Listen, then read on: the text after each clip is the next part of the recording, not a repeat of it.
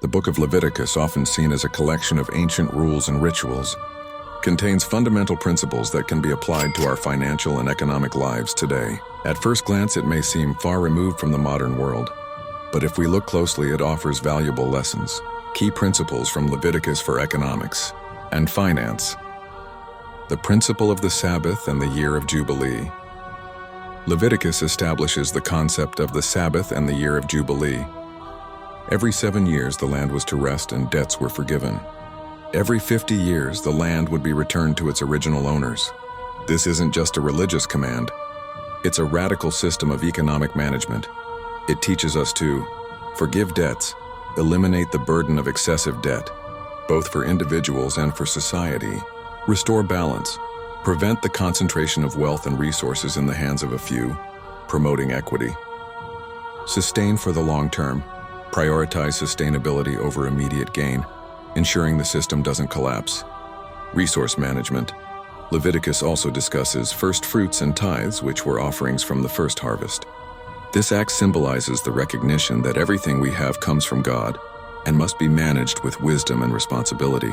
For us, this translates to prioritize and plan. Set aside a portion of our income for essential priorities like saving, investing, and helping others. Avoid waste.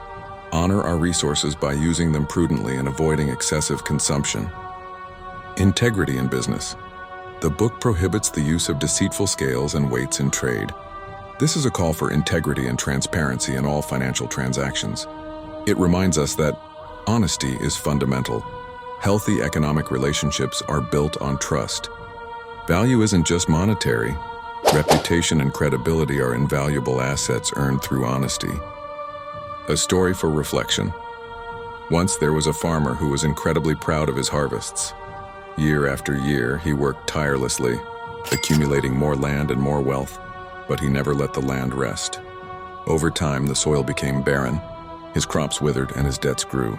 Meanwhile, a more modest neighboring farmer followed the principle of the Sabbath. Every 7 years, he forgave his workers' debts and let his field rest. Although he didn't have the same immediate wealth, his land remained fertile and his community was prosperous. Eventually, the first farmer realized his mistake.